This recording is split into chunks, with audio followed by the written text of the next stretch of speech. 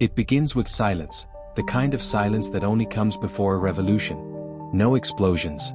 No protests. No banners on the streets. Just quiet lines of code, flowing through servers, lighting up screens, reshaping the very foundation of money itself. But to truly understand this silence, we must first understand what came before it. We must understand the noise. For most of human history, money was loud.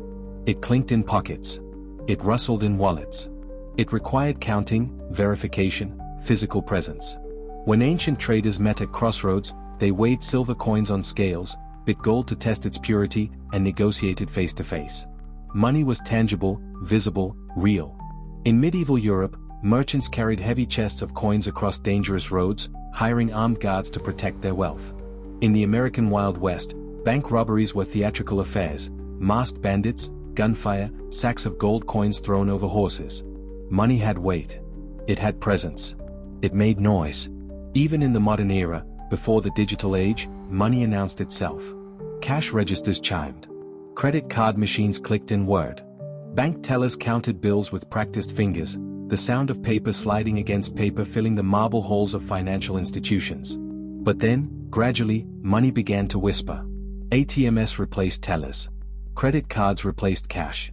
Wire transfers replaced couriers. The noise diminished, replaced by the quiet hum of electronic networks. And now, in our time, money has become silent altogether. It moves invisibly through fiber optic cables at the speed of light. It exists as numbers on screens, as encrypted data in databases, as entries in digital ledgers. You can send $1 million across the world in seconds, and it makes no sound at all. This is where our story truly begins, in this profound silence, where an invisible revolution is rewriting the rules of human civilization. Part 2. The ancient roots of trust. For centuries, human civilization has been built on one invisible pillar, trust. But what is trust, really? And why does it matter so much when we talk about money? Let me take you back. Far back. To the very beginning. Imagine you're living 10,000 years ago.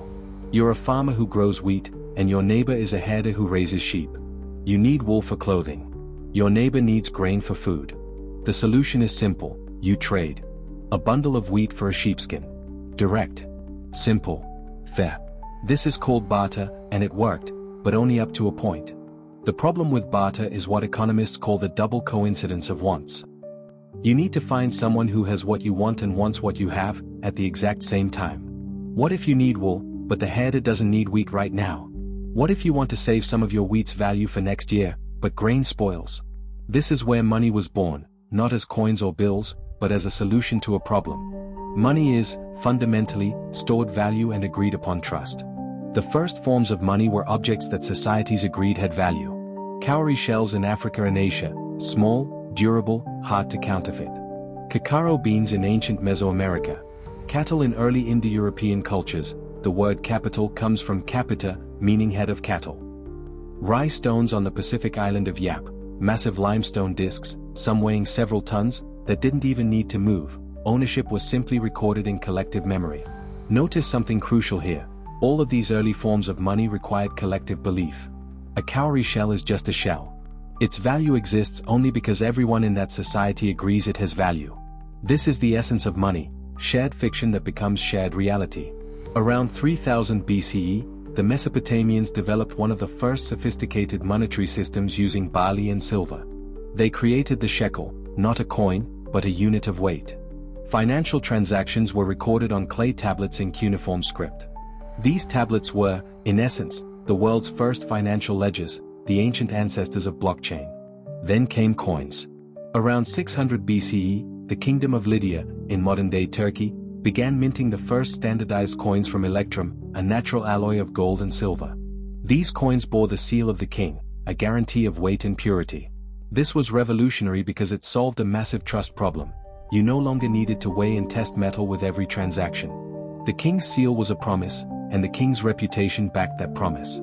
From Lydia, coinage spread across the ancient world: Greece, Persia, Rome, India, China. Each civilization added its own innovations. The Chinese invented paper money in the 11th century, during the Song dynasty, initially as promissory notes for merchants who didn't want to carry heavy copper coins on long journeys. When Marco Polo encountered paper money in China and wrote about it in his travels, Europeans thought he was describing fantasy. How could paper, mere paper, have value?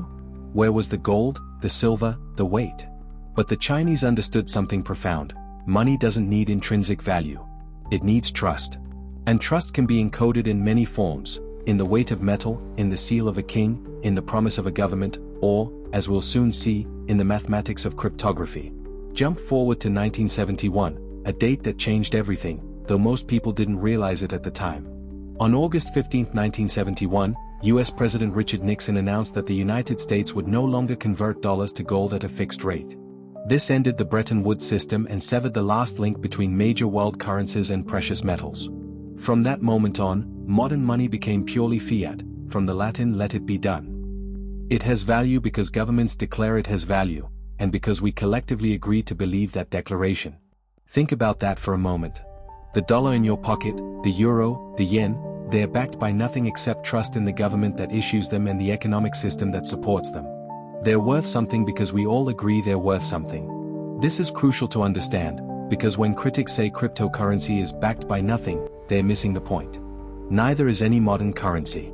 All money, at its core, is a belief system. The question isn't whether money is real or imaginary. The question is, who controls that belief system, and how? Part 3, the crisis that changed everything. The year was 2008. The world was in crisis.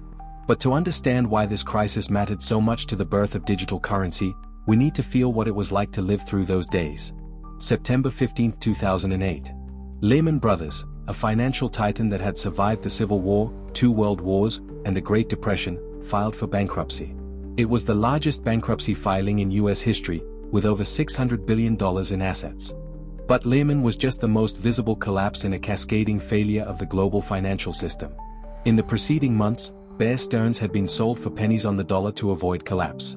Merrill Lynch was absorbed by Bank of America in an emergency deal. AIG, one of the world's largest insurance companies, required an $85 billion government bailout to survive. In Iceland, the entire banking system collapsed. All 3 of the country's major banks failed within a single week, wiping out the savings of millions. In Ireland, Greece, Spain, and Portugal, banking crises led to sovereign debt crises that would plague these nations for a decade. Stock markets around the world entered freefall. The Dow Jones Industrial Average lost more than half its value. Retirement accounts evaporated. Companies laid off millions of workers. Families lost their homes to foreclosure. But the numbers, as staggering as they were, don't capture the psychological impact. For the first time in generations, people in developed nations experienced a fundamental erosion of trust in the financial system. The banks, these institutions that we had been taught were safe, stable, essential, turned out to be taking reckless gambles with other people's money. It emerged that major financial institutions had been packaging risky mortgages into complex securities, rating them as safe investments when they were anything but, and selling them around the world. When homeowners couldn't repay their mortgages, the entire house of cards collapsed. And when the banks faced collapse, governments stepped in with taxpayer money to bail them out. Banks were too big to fail, we were told.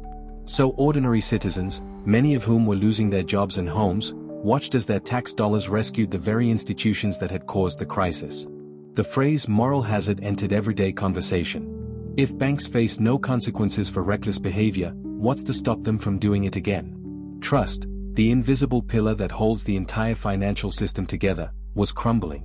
It was in this environment, in October 2008, just weeks after Lehman Brothers collapsed, that a white paper appeared on an obscure cryptography mailing list. The author used a pseudonym, Satoshi Nakamoto. The title was simple and technical: Bitcoin, a peer-to-peer electronic cash system. Just 9 pages long. Dense with mathematics and computer science. Most people who encountered it initially dismissed it as another impractical academic exercise. But embedded in those 9 pages was nothing less than a reimagining of money itself. Part 4, the birth of Bitcoin, a new philosophy. To understand Bitcoin, we first need to understand the problem it was trying to solve. Digital money wasn't new in 2008. We already had credit cards, PayPal, online banking. You could send money electronically, buy things on the internet, check your balance on a screen. But all of these systems had one thing in common: they required intermediaries. Banks, payment processors, financial institutions. When you sent money through PayPal, PayPal verified you had the funds, deducted them from your account, added them to the recipient's account, and kept a record of the transaction. You trusted PayPal to do this honestly and accurately. This creates several problems. First, the centralization problem. Every transaction has to go through a central authority. If that authority fails, makes a mistake, or acts maliciously, you have no recourse. Your money exists as an entry in someone else's database. Second, the censorship problem. Central authorities can block transactions, freeze accounts, or deny access to the financial system entirely. This might sound reasonable when we're talking about criminals, but it also affects dissidents, activists, and ordinary people caught in bureaucratic tangles. In 2010, when WikiLeaks became controversial, Visa, MasterCard, and PayPal all blocked donations to the organization, a coordinated financial censorship by private companies. Third, the double spending problem. In the physical world, if I give you a dollar bill, I no longer have that dollar. But digital files can be copied infinitely. How do you create digital money that can't be duplicated? Before Bitcoin, the answer was always, you need a central authority to keep track of who owns what.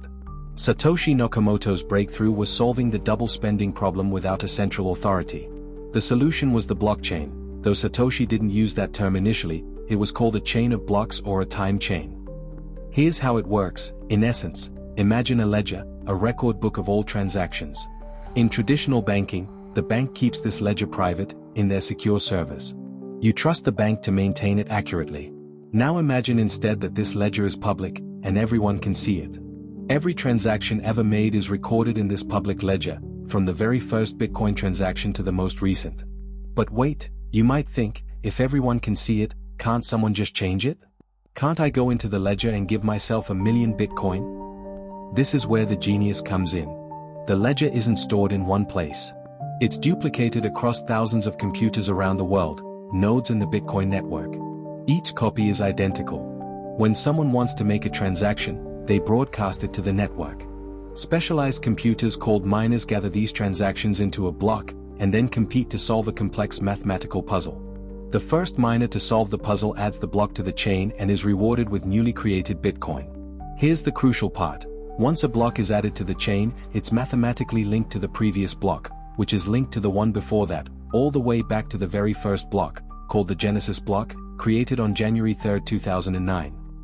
To change a past transaction, you'd need to recalculate every subsequent block, and do it faster than the entire network is adding new blocks. With thousands of miners working simultaneously, this is computationally impossible. The result, a ledger that everyone can see, no one controls, and no one can alter. Trust, encoded in mathematics.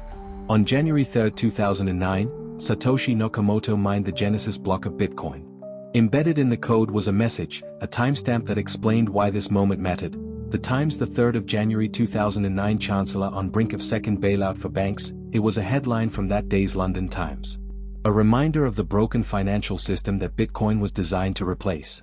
In the early days, Bitcoin was a curiosity. Tech enthusiasts and cryptographers mined coins on their laptops and traded them in forums. The first real-world Bitcoin transaction occurred on May 22, 2010, when a programmer named Laszlo Hanieks paid 10,000 Bitcoin for 2 pizzas. At today's prices, that's over $400 million worth of pizza. But slowly, steadily, Bitcoin gained traction. People began to realize, this wasn't just interesting technology. It was a parallel financial system, operating outside the control of governments and banks. By 2011, Bitcoin's price reached $1. By 2013, it hit $1,000. With each surge came media attention, speculation, and inevitable crashes. Critics called it a bubble, a scam, a tool for criminals. But Bitcoin survived every crash, every prediction of its death. And each time it survived, it proved something important, that a purely digital, decentralized currency could exist and persist. Part 5. The blockchain revolution and the birth of altcoins. Bitcoin proved that decentralized digital currency was possible. But it also revealed limitations. Bitcoin transactions were slow, taking 10 minutes or more to confirm. The network could handle only about 7 transactions per second, compared to Visa's thousands per second. Transaction fees rose as the network became congested. And Bitcoin's primary function was as a store of value and payment system. It couldn't do much else. In 2013, a young programmer named Vitalik Buterin was fascinated by Bitcoin but frustrated by its limitations. He proposed adding a more sophisticated programming language to Bitcoin that would allow for more complex operations. When the Bitcoin community rejected his proposal, but Aaron decided to create something new. In 2015, Ethereum launched, and it represented a fundamental expansion of what blockchain technology could do. While Bitcoin was designed as digital money, Ethereum was designed as a programmable platform. It introduced the concept of smart contracts, self-executing programs that run on the blockchain. Think of a smart contract like a vending machine. With a traditional contract, you'd write an agreement, sign it, and then rely on legal systems to enforce it if someone breaks their promise. With a smart contract, the terms are written in code, and the blockchain automatically executes them when conditions are met. No lawyers. No judges.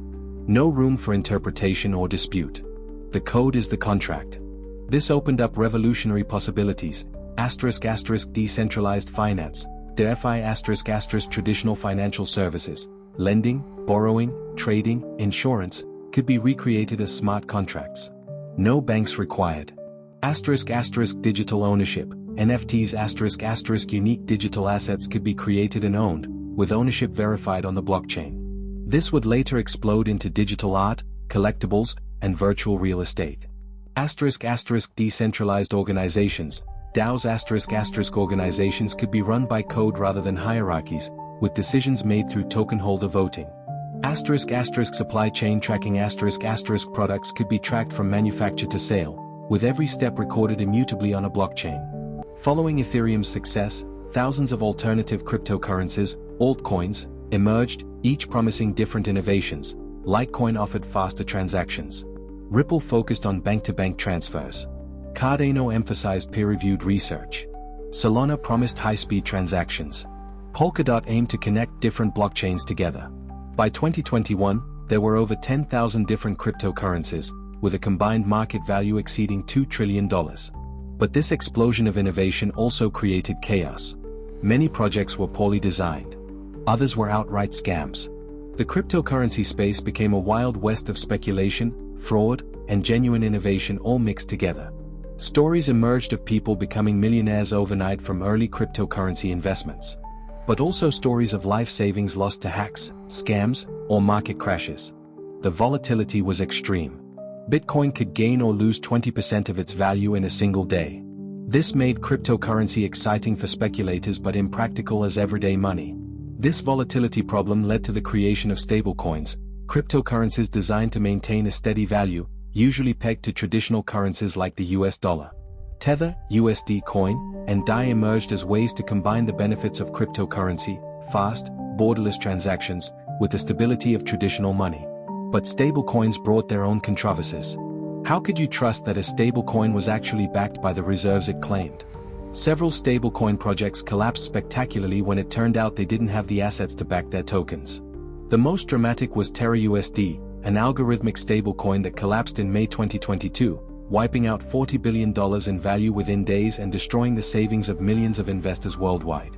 Despite the chaos, the crashes, and the controversies, the blockchain revolution continued. Because underneath the speculation and hype, something profound was happening. The infrastructure for a new financial system was being built, piece by piece, experiment by experiment. Part 6. Governments wake up. The rise of CBDCs. For the first few years after Bitcoin's creation, governments largely ignored cryptocurrencies or dismissed them as fringe technology for libertarians and criminals. But by the mid-2010s, that was changing. Central banks around the world began publishing research papers on cryptocurrency and blockchain technology. The Bank for International Settlements, the central bank of central banks, started warning about the implications of private digital currencies. The concern wasn't just about losing control of the money supply. It was existential. If people started using cryptocurrency for everyday transactions, what happened to monetary policy? How could central banks stimulate the economy during recessions if they couldn't control interest rates? How could governments collect taxes, combat money laundering, or enforce financial sanctions? But there was also an opportunity. If blockchain technology could move money faster, cheaper, and more efficiently, why couldn't governments use it too? This led to the concept of central bank digital currencies, CBDCs. A CBDC is digital currency issued and controlled by a central bank, representing a direct liability of that bank, just like cash. But unlike Bitcoin or Ethereum, CBDCs are centralized. The government has complete control over issuance, transactions, and the rules of the system. China became the early leader in CBDC development. In 2014, the People's Bank of China began researching digital currency. By 2020, it launched pilot programs for the digital yuan, also called ECNY, in several cities. The implications were enormous. China already had a highly digital payment ecosystem dominated by Alipay and WeChat Pay. The government saw two problems with this. Private companies controlled crucial financial infrastructure, and these systems didn't work well for cross-border transactions. A digital yuan could solve both problems. It would give the government direct control over digital payments and potentially challenge the dominance of the US dollar in international trade. Imagine, if countries participating in China's Belt and Road Initiative used digital yuan for transactions, it could bypass the SWIFT system controlled by Western banks, reducing US financial leverage. This strategic dimension pushed other nations to accelerate their CBDC research. The Bahamas launched the Sand Dollar in 2020, becoming the first country with a fully operational CBDC. The small island nation had a practical problem. Many residents lived on remote islands where physical bank branches were impractical. A digital currency accessible by smartphones solved this problem elegantly. Sweden, one of the most cashless societies on Earth, began developing the e-krona. With cash usage dropping below 10% of transactions, the Swedish central bank worried about the resilience of their payment system, which relied entirely on private banks and payment processors. The European Central Bank launched the Digital Euro project, with plans for implementation by the late 2020s. The Bank of England began consultation on a digital pound, nicknamed Bitcoin, in the press. In the United States, the Federal Reserve published multiple reports on CBDC, though actual implementation remained uncertain. The US faced a particular challenge. The dollar's dominance in global finance meant any misstep with a digital dollar could have worldwide consequences. By 2024, over 100 countries representing more than 95% of global GDP were researching or developing CBDCs. The question was no longer if CBDCs would become reality, but when and how. CBDCs offered potential benefits. Financial inclusion. Digital wallets could give banking services to people who couldn't access traditional banks. Payment efficiency. Transactions could settle instantly, rather than taking days for checks or wire transfers. Reduced costs. Printing, transporting, and securing physical cash is expensive. Digital currency eliminates these costs. Better monetary policy. Central banks could implement negative interest rates or directly distribute money during crises, like pandemic stimulus payments. Reduced crime. Digital transactions leave trails, making money laundering, tax evasion, and criminal finance harder. But CBDCs also raised serious concerns. Privacy. Every transaction could be monitored by the government. While cash transactions are anonymous, CBDC transactions could be tracked in real time. Surveillance. Governments could potentially see exactly what you buy, where you spend money, and who you transact with. Control. Programmable money could be controlled in new ways. Imagine money that expires if not spent, or that can't be used to buy certain products. Imagine the government being able to freeze your digital wallet instantly, without a court order. Disintermediation. If people can hold digital currency directly with the central bank, what happens to commercial banks? A banking crisis could become worse if everyone tries to convert their bank deposits to CBDCs simultaneously. These weren't hypothetical concerns. In some countries, digital payment systems were already being used for social control. China's social credit system integrated with digital payments to restrict access to services for people with low scores. The debate over CBDCs became, at its core, a debate about the relationship between citizens and government in a digital age. How much privacy should people have? How much control should governments have over money? Different nations would answer these questions differently, based on their values, political systems, and circumstances. But one thing was becoming clear. Within the next decade, most people would be using some form of digital currency, whether cryptocurrency, CBDCs, or a hybrid of both.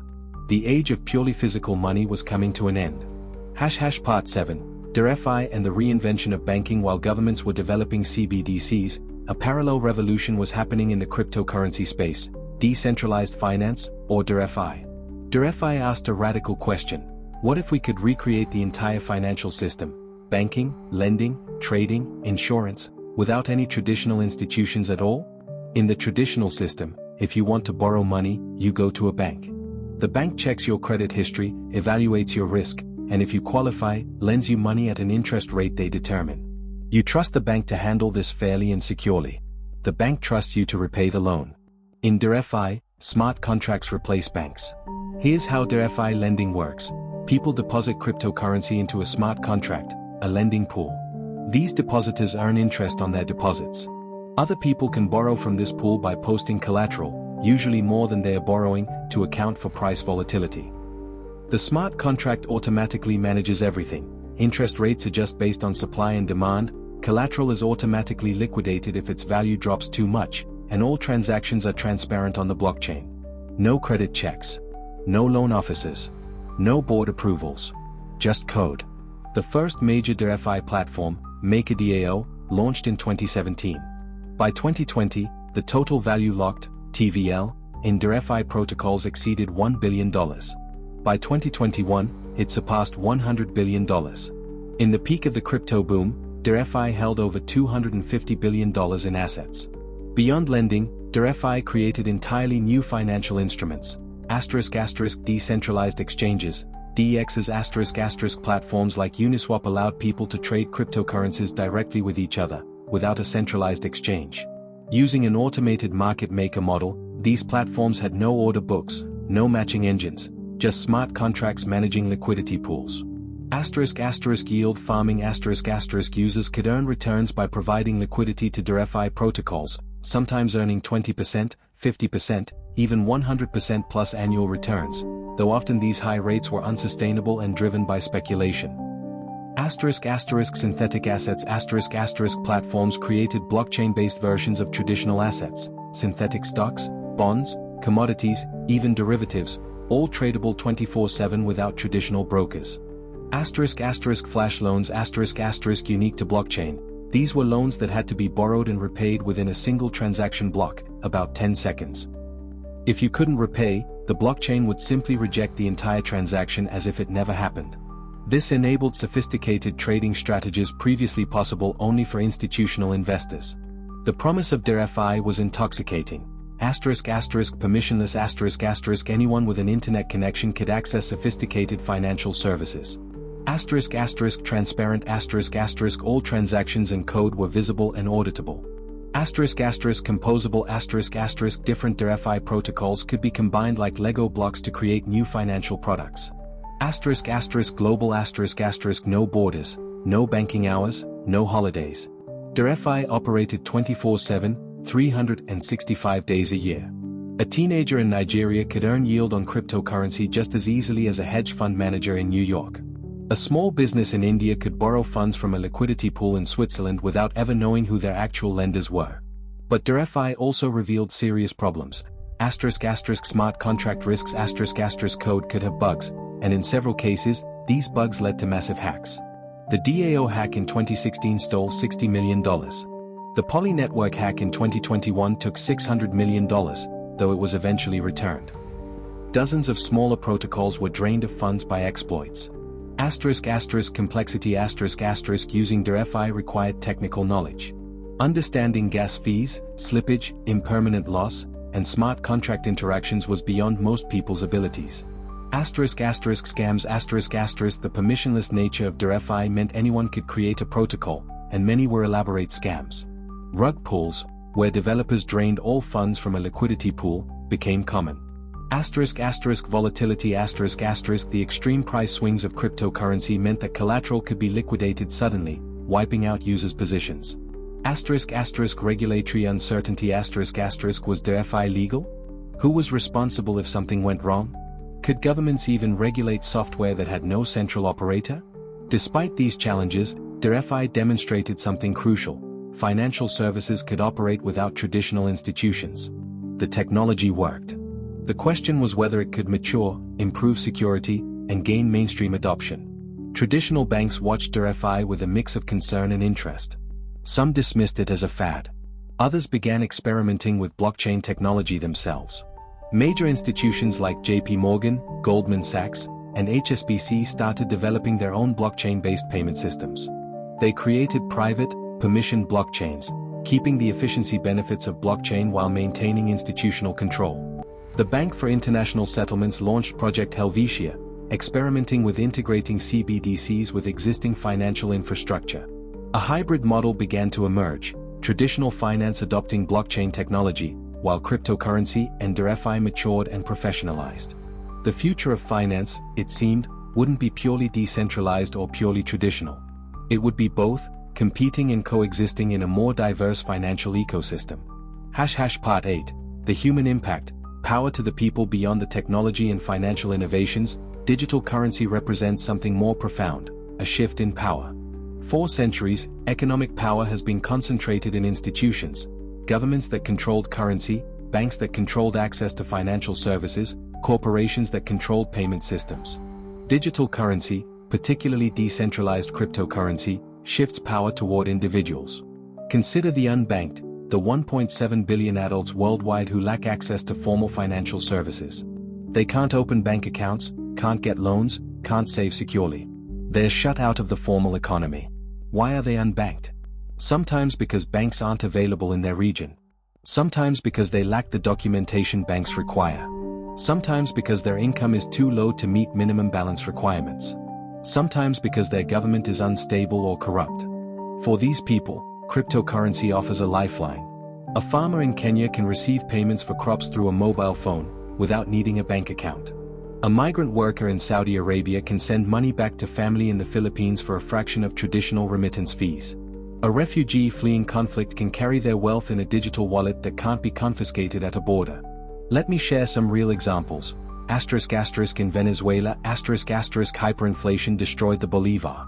At its peak in 2018, inflation exceeded 1,000,000% annually. Life savings became worthless overnight. People couldn't buy basic necessities. In response, many Venezuelans turned to cryptocurrency, particularly stablecoins pegged to the US dollar, to preserve their wealth and conduct transactions.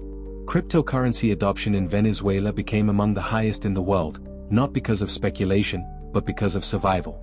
In Nigeria, Africa's largest economy, the government imposed strict limits on foreign currency access, making it difficult for citizens to conduct international business or protect savings from currency devaluation. Young Nigerians embraced cryptocurrency as an alternative, leading to some of the highest crypto adoption rates globally. When the government banned banks from facilitating cryptocurrency transactions, people simply used peer-to-peer trading instead. In El Salvador, President Nayib Bukele made Bitcoin legal tender in 2021, the first country to do so. The goal was to promote financial inclusion. 70% of Salvadorans lacked bank accounts, and reduce the cost of remittances, which made up over 20% of the country's GDP. While the implementation faced challenges and controversy, it represented a bold experiment in national cryptocurrency adoption. In Afghanistan, when the Taliban returned to power in 2021, banks froze, international transfers stopped, and many people lost access to their money. Some had fortunately stored wealth in cryptocurrency, which they could access and use despite the banking system collapse. These stories illustrate a crucial point: cryptocurrency isn't just about getting rich or disrupting banks. For millions of people, it's about financial survival and freedom. But the power shift goes beyond the unbanked. Digital currency changes dynamics even in developed economies. Cross-border payments, which traditionally took days and cost 5 to 7% in fees, can now happen in minutes for fractions of a percent. This is revolutionary for businesses engaged in international trade and families sending remittances. Microtransactions become possible. If you want to pay someone 5 cents, traditional payment systems don't work, the fees would exceed the payment. But with digital currency, you can send tiny amounts efficiently.